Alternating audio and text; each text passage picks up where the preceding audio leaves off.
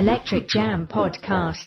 Greetings and salutations, everyone. Welcome to the Electrikjam podcast. I'm Christopher, and I'm here with Richard. If you don't know who we are, check out our website in the description of the podcast. Electrikjam has guitar reviews, gear testing, and tons of info on recording. Richard, how are you? I'm doing very well. How are you? I am pretty good, but also kind of exhausted. I was burning the candle at both ends yesterday. We have a really cool course coming up about mastering and how to do it at home all by yourself. Yeah, it's our first one as well, which is kind of exciting. So we kind of been talking about this since we started the site, that this was going to be what we kind of wanted to do with it initially was, obviously it's about guitars and stuff, but we wanted to kind of drill into what Chris's expertise is, which is, working in studios, and you've worked with a lot of quite big bands and big studios in LA, and taking some of that knowledge and sharing it with people who want to get similar results, but obviously at home. And the really cool thing about it that I like, that really impressed me, is that mastering, if you go onto YouTube or you're trying to learn about it yourself, half the time it's just people trying to sell you some software or a plugin or something, or you have to have this, or you can't do it in this, or you have to have this kind of exactly this software. Whereas this one that we have it's free. You can, all the software in it is completely free, and you will still get a huge production quality sound out of it, like professional quality sound out of it. And that, to me, that's really cool. That's what I was so excited about it. Well, I did add some paid options. I mean, if you have the money to pay for this kind of stuff, then that's cool. I put some paid options in there if you want to use them, but I also put 2 totally free options. One of the free options, of course, comes with Reaper, and Reaper is probably the best DAW to kind of start out with, because it comes with over 170 different plugins that are just free.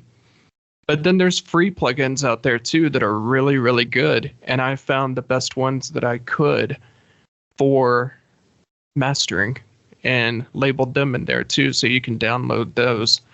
So yeah, we're not trying to sell you a plugin or anything like that. They're technically free. If you want to buy the really fancy ones, then you can. But if you don't, then everything you need is in the guide. Yeah, and I think the takeaway is you can kind of get away with, you can make a track sound like professional level sound quality without spending any money.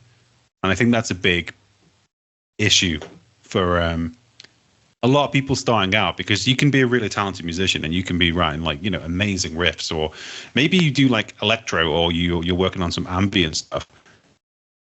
Getting it to sound so you can put it out on something like Spotify or Apple Music, because that's really easy to do nowadays. Even like Bandcamp, you want it to sound good. You want it to, when people listen to it, maybe on a playlist or something, and it pops, it stands out.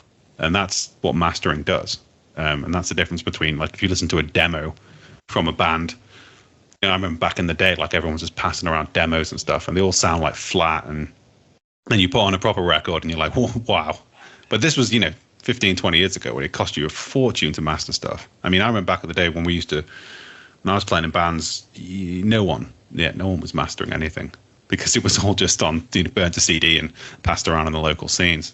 Right. But the difference they now, can get to the mastering studio that's going to be another $1,500, maybe $2,000 if you're just doing a 5-song EP back then. Yeah, literally. Crazy to think. I mean, this was. I mean, we had Pro Tools and Cubase and stuff like that, but they were still expensive, and everything was kind of still done more or less analog. Whereas now it's it's so easy to just do things digitally. But mastering is the sheen, the polish that kind of makes it sound, takes it from being just like something you've recorded on your computer to something that you could literally listen to. You put it on Spotify, play it in your car, listen to it on headphones. Even if you're just playing it through your phone speaker, it will sound like a professionally produced song. Because mastering's all about getting the volume up and getting everything in the mix to really punch, And I know so many people that have, like DistroKid and stuff like that. And so they have DistroKid and they put all these songs out. But then when you play their songs next to another song on Spotify, the volume is drastically different. You can tell that they didn't master the song. And it's like, wow, man, you spent all this time recording it and it's such a good song. But if it was just louder and punchier, it would probably grab more attention. So it's probably the most essential step, and a lot of people are missing it. Yeah, totally. And I think it's something as well, being able to do it too. And this is the whole point, is this downloadable content is, it'll basically take you through the entire process from start to finish. I think it's like 30 pages. So it's not like an ebook. It's more kind of like an interactive guide that you can sort of go through as like a checklist and get this, do this, set this here, do this. And it's like a framework. And then once you have the framework and you can master stuff and you have the tools which don't cost you anything, the upshot of that is you could literally start a little business on the side, mastering people's tracks for them. So it's like, for a very small amount of money, you can get yourself set up as a mastering extraordinaire and start working with bands and artists in your local area, helping them to master the tracks. So it's a really great piece of content, and it's going to be the first of many probably. So we've already got the second one in the planning phases. So it will be available when this goes out. So there'll be links in the description as well. Is that correct, Chris? Yes. Yeah, it'll be ready. Cool. So I'm trying to get really it integrated into the site, but it's kind of dealing with e-commerce platforms, and it's not fun. So all being well, it'll be ready. From the very beginning of making Electrikjam, we always wanted to be more of a learning platform than just reviewing guitars and doing PR for albums and stuff like that. That side of the business is a whole lot of fun. Don't get me wrong. It's fun to try out new stuff and it's fun to do reviews. But I think learning is so much more fun. And I think teaching is so much more fun, at least from my perspective. Like, I would rather teach you something than sell you a guitar. Yeah, so no, I agree. Yeah, that's definitely... This has always kind of been our dream from the inception, because I remember sending you a big master list of, topics that I wanted to cover. And most of them were learn how to set up your guitar, learn how to do this, learn how to do that. And we're finally to that point now to where we can start adding that kind of content. And it's really exciting. Yeah, it is. I'm really excited about it too, because I think a lot of people, we're getting a lot of people email us quite often or connect with us through the site or on social media, asking questions like, how do I do this? Or if you do have any resources that I could use to, figure out how to do this better. So that's kind of the goal now with this. And this will be the first part, and then there'll be more coming. And it can be covering stuff that isn't necessarily covered in the right kind of detail elsewhere. Like, that's the thing with the mastering course. That's why we picked that, because both of us have tried to piece together what you need to do to master a track correctly, just from watching, sort of like reading articles and YouTube content. And there's not really anything that's comprehensive. It kind of just skirts around the basics.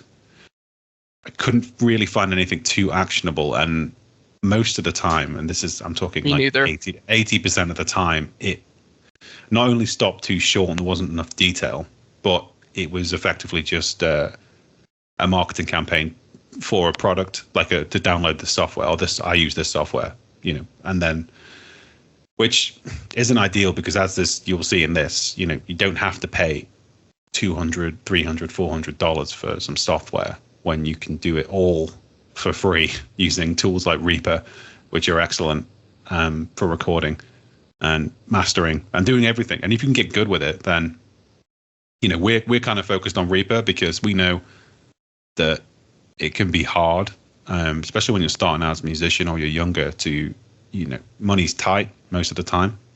So something like Reaper is very egalitarian. It doesn't really cost any money. It does everything you need.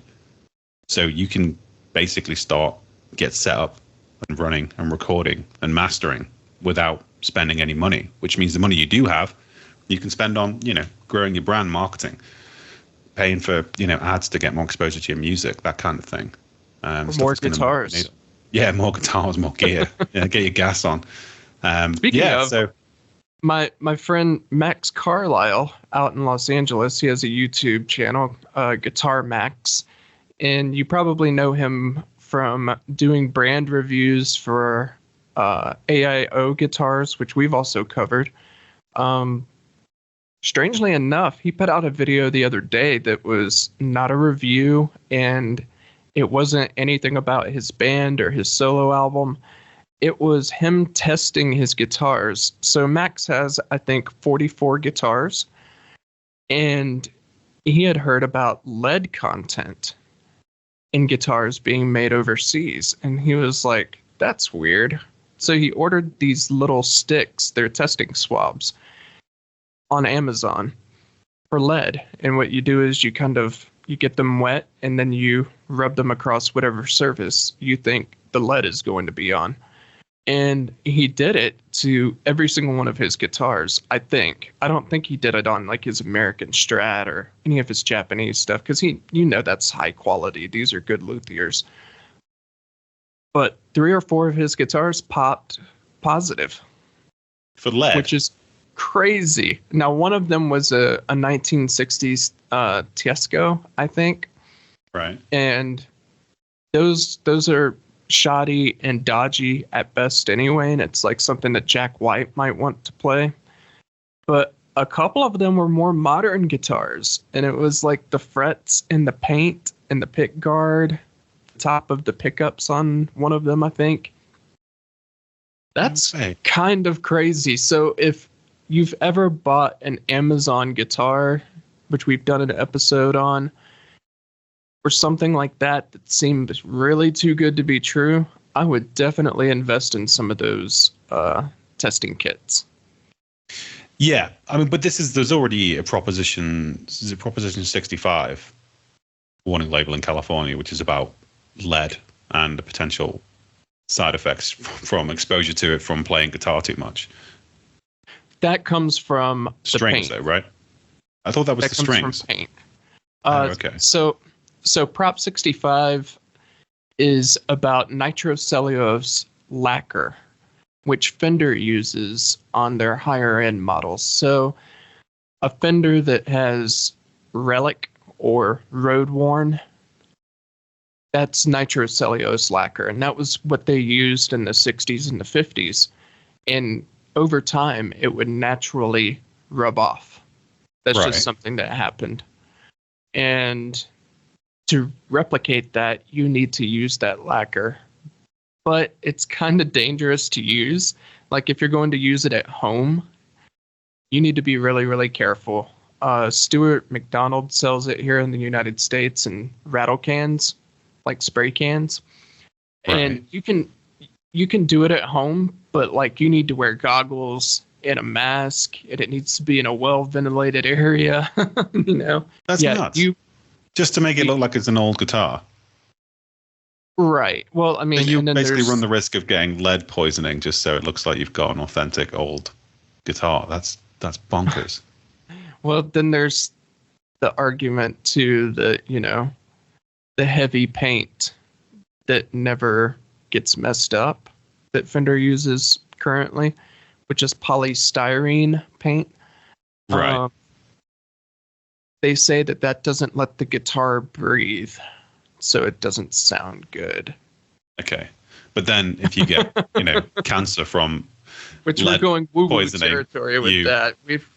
Yeah, you get cancer from lead poisoning and then you can't breathe anyway, so, Right. It's weird. It's one of those things. It just seems very odd. Like in the UK, we have this thing with asbestos where that was kind of used a lot in buildings, particularly older buildings, because people were just like, well, I'm sure it's fine. It's durable. It's cheap. It's fireproof. What's not to like? And then obviously it turned out that it was extremely toxic to humans to the point that, any kind of exposure to it usually resulted in cancer of some form. So with chemicals that they're using in paints and stuff on guitars, it kind of, anything that's done on like an industrial scale, particularly with chemicals, is usually there's going to be some kind of noxious stuff going in there. Right. which is, but then it's one of those things, isn't it? If something can be shown to have, say, trace amounts of lead in it, you need to have, it depends, it's all relevant on the amount of exposure you're getting. So a little bit of lead over a long period of time, minuscule amounts of it is not really going to do anything. It's not just going to make you ill.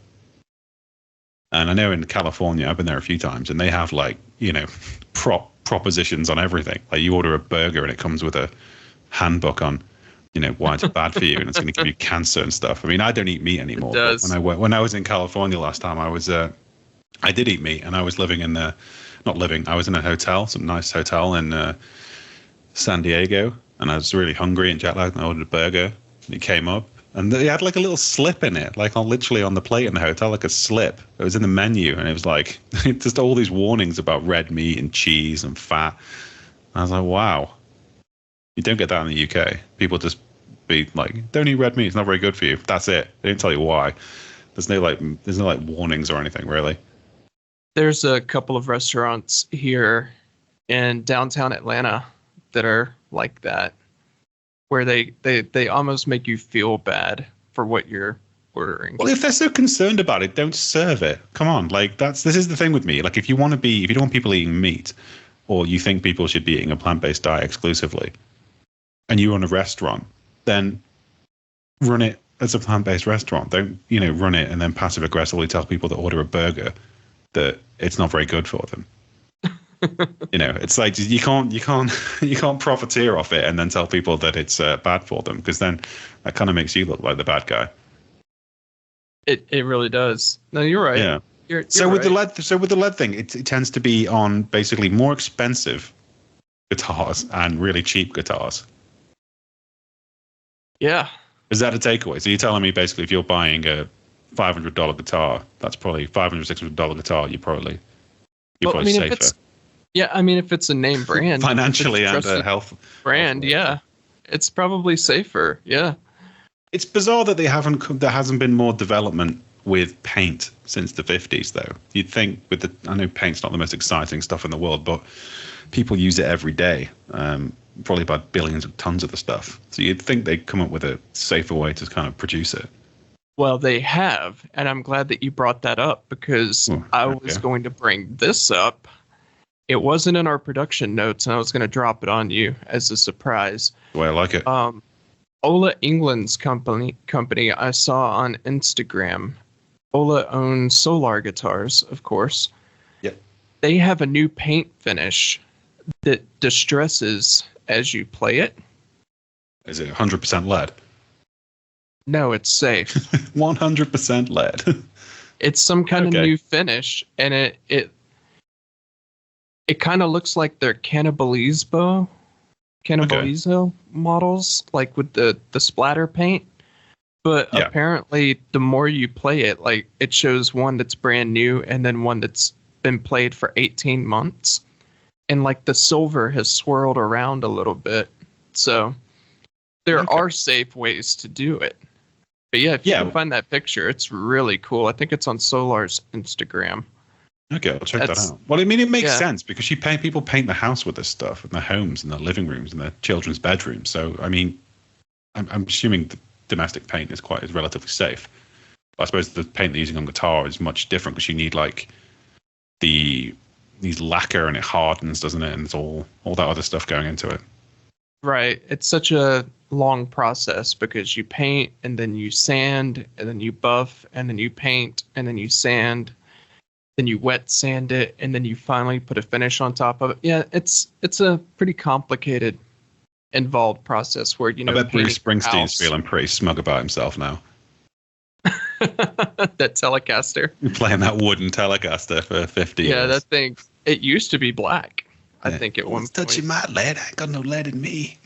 They're doing a biopic with him now, and it's the guy from The Bear who's going to play him, Jeremy Allen White. Really?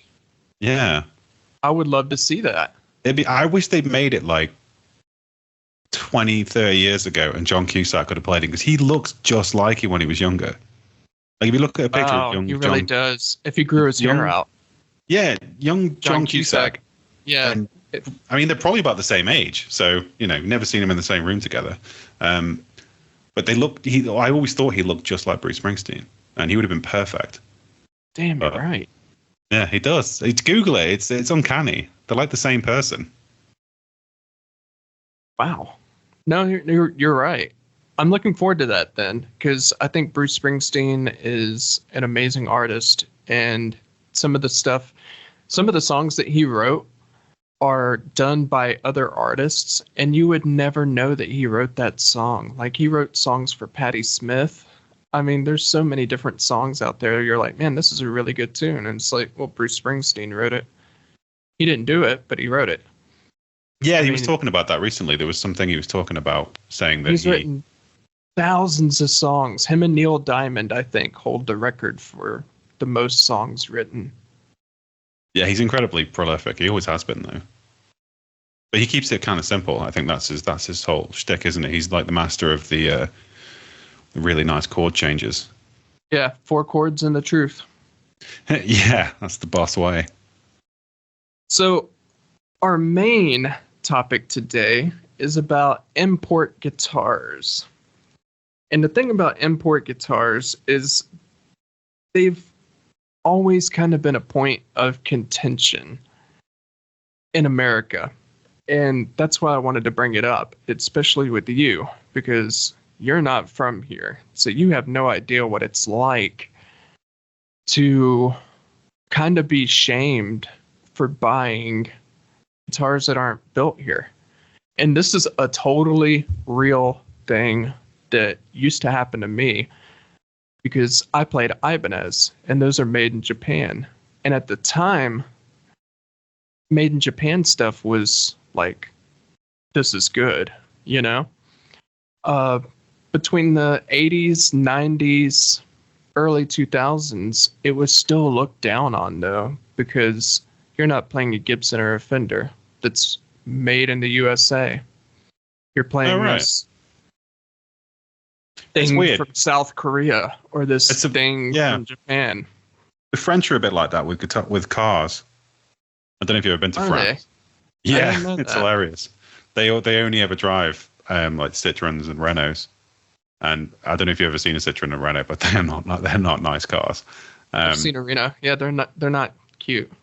they're just awful cars. But the French, obviously being the French, will only drive French cars, and it's it's kind of funny. Like, they just won't drive. You very rarely see. I mean, you see obviously other cars over there, but the vast majority of people only drive French. They're very nationalistic in that sense, which is kind of good in a way, because it supports the domestic car manufacturers, and I suppose in America with the guitars, it supports domestic guitar brands, which I can see why it's a good thing. I can see why people kind of think that if you're American, you should play an American guitar brand. I mean, but I wouldn't. I also don't think you should be a dick about it, because let's face it, they're not exactly cheap, are they?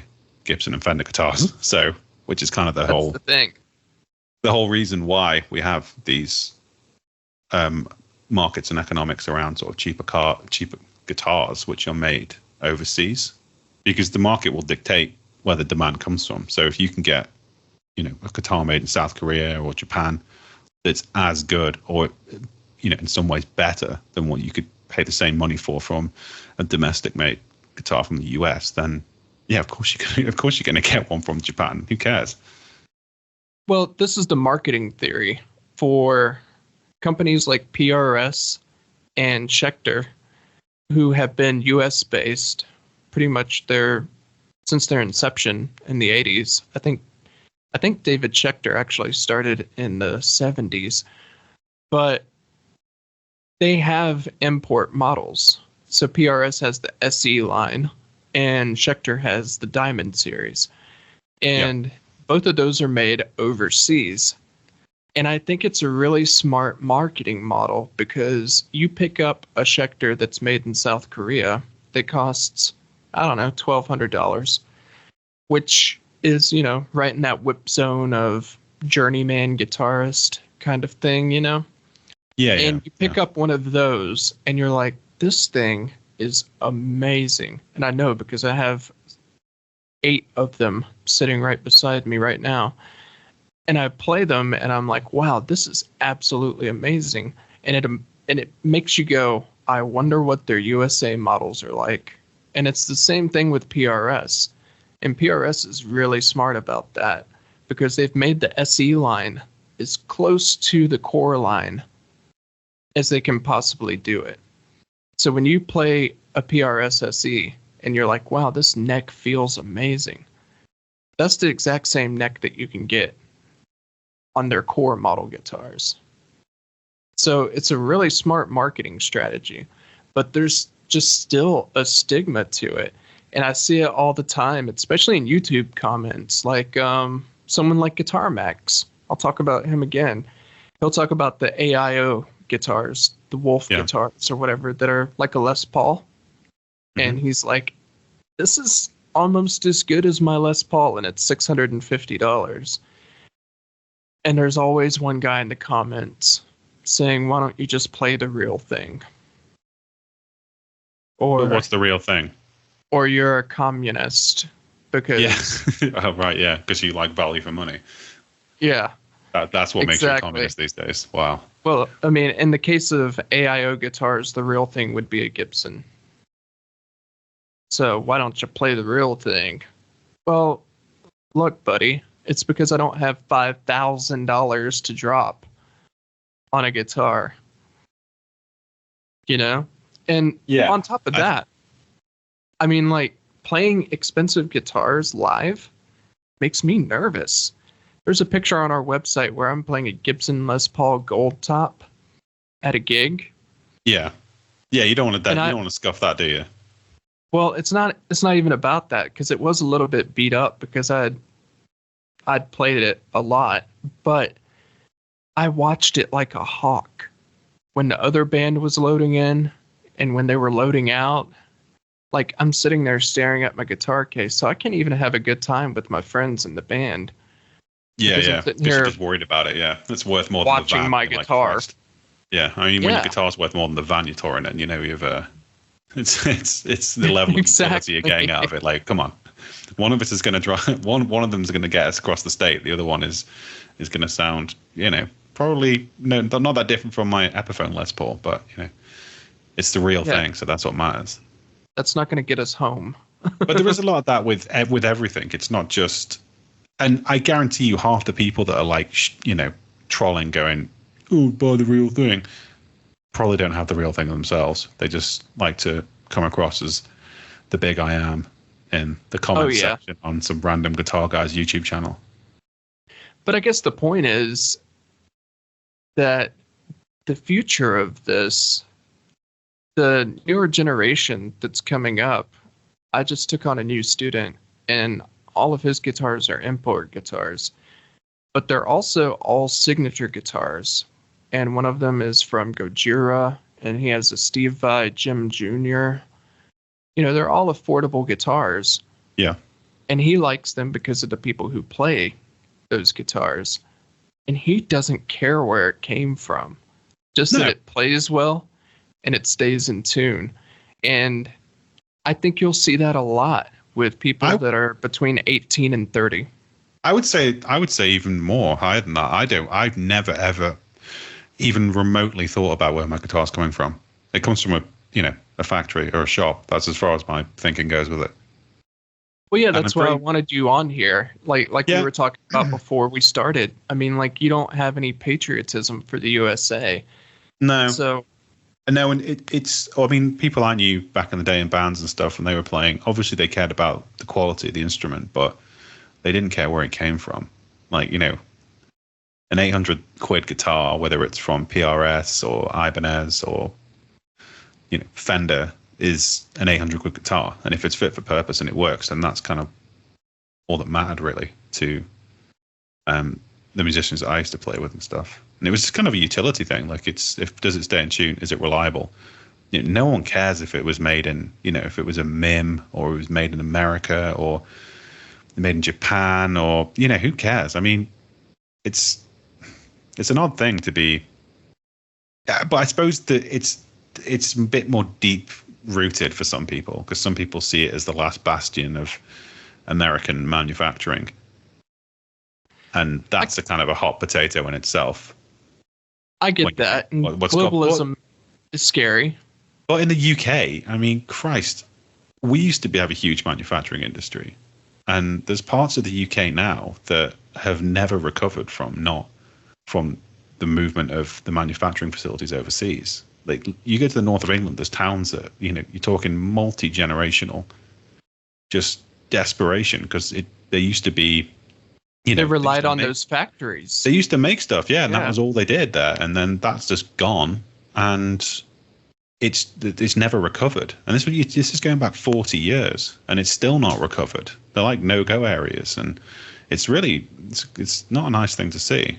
It's the same thing here. I mean, Detroit Swift Textiles or Coca-Cola, was founded here, and now that's like a global thing, and it's not so much a local thing anymore. And all of the old mills downtown in Columbus, Georgia, are they've been repurposed into like high-scale apartments and stuff like that. Yeah. Because, I mean, those factories are what held towns together. It's kind of like West Virginia and the coal mines, Yeah, or Detroit and the cars. Exactly. When everything kind of moved overseas for cars, then Detroit just kind of went under. And it's kind of coming back now. But I don't know. There's just always been a stigma. And I remember our old guitarist, we're not on great terms, so I won't say his name. But our old guitarist, he had an Aria Pro, which is a South Korean-made guitar. And they were amazing. And they were made in the 90s, early 2000s. And the one that he had came with Seymour Duncan pickups. It was amazing. And people would make fun of it all the time. Like, really? When we played a gig or something. Yeah, like the other band would be like, what in the world are you playing? And then he would let them play it. And they'd be like, oh, this is really nice. He's like, yeah, I know. That's why I bought it. And it was $400. So kiss off. That's what I mean. That's what I mean. It's having an eye for detail and stuff. And if you know what's good and you know what makes sense, you know what a good guitar sounds like and how it plays and the characteristics that it needs to have, paying stupid amounts of money. I always liken it to this polo shirt thing. I don't know if, like, you have like a Ralph Lauren polo shirt, right? It's $100 for like a cotton polo shirt. Yeah. You go to H&M and you can get two for $10. And they're basically both made from 100% cotton. So what's the difference? One was... they were both probably made overseas. Yeah, exactly. There's a place called TJ Maxx here. They sell the real... Maxx. Yeah, they sell the real polo shirt. It's just last year's design. Yeah, so I don't know what... I mean, what... And they're like $30. Yeah, so, I mean, it's a dude riding a horse and a little, half-inch glyph on the t-shirt. So I don't know how that could be last season's. It's mental, but that's what I mean. People will pay more just for a brand, and we talked about this a lot. Like, it's some kind of weird validation thing that people like to have, and then when they've got it, they feel like it unlocks something or some different level of guitar playing or fashion or whatever. But it kind of doesn't really, because if it's just for show, if you can't back it up with a shirt looking good in it or guitar playing it well, then it's all irrelevant, isn't it? Right. I mean, and I've said that a million times before too. Like, I would know John Mayer if he was playing a Squire that costs $99. Like, if my back was turned, I wouldn't know what he was playing. I would just know that that's John Mayer or Stevie Ray Vaughan or Eric Clapton. Or literally anyone that has their own style. Give them any type of guitar. Here you go, listen to this. I just got an email. System of a Down and Deftones are playing a gig in San Francisco together at the Golden Gate Park with Mars Volta. That sounds like the best concert ever. Yeah, literally, for the first time ever. Standalone, once-in-a-lifetime event. System of a Down and Deftones with Mars Volta and someone called the Viagra Boys, who I've never heard of, and Vows. Oh yeah, Viagra Boys. They're kind of like Electric Callboy. Nope, never heard of them. They used to be called Eskimo Callboy. They're funny. Okay. Well, I mean, Viagra Boys is an amazing name. I'd hope they'd be funny. Or they'd be like really old, like 70-year-old men. That would be even better. That would be great. 70-year-old men doing like some weird new metal music. But yeah, I guess August 17th. No way. I mean, that's a 15-hour plane ride for me, so I'm not going. Yeah, that's the same amount for me. I guess the whole point was, that stigma is slowly slipping away. And I think my generation is probably the last generation to act like that, because people that are younger generally don't care. And I think that's really going to shape the future of guitar, because brands like Epiphone and brands like PRSSE, they've taken notice and they're like, okay, we know who our market is. Yeah. And well, that's what Epiphone's done. I know Epiphone is owned by Gibson, so it's not like they're eating Gibson's lunch completely, but they seem to have repositioned themselves they have like a new high end, which is still relatively accessible, then their kind of traditional high end, and then their sort of normal pricing. And to me, that's like a really smart way to do it. Because you're tapping into the market of professional players that go, you know what, I'm in a band, I make a living, like, a decent living. Well, not a decent living, but I make enough as a recording, whether you're a session musician or you're just playing a metal band or whatever, and you're touring and you're doing it for a living. $5,000-$6,000 for a Gibson's still $5,000-$6,000, and if you can get the same with probably better pickups and similar kind of spec for a fraction of that, like $1,500, you're going to go with that. And it's a really smart approach, because it's almost like, I don't know, it's like Gibson's and Fender's pricing. Not Fender so much, because they have a little bit more variation. But with Gibson, it's kind of like, it's like boomer pricing for like boomer guitar players. Do you know what I mean? Like, it is. It's like you've Harley got all Davidson. the money. Yeah. You had all the appreciation on your property in the 80s.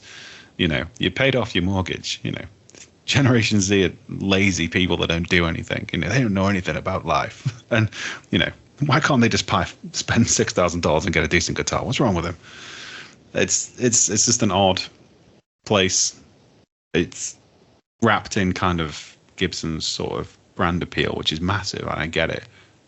But it's also a lot of nostalgia going on with it, and I would say not really a lot of substance, really.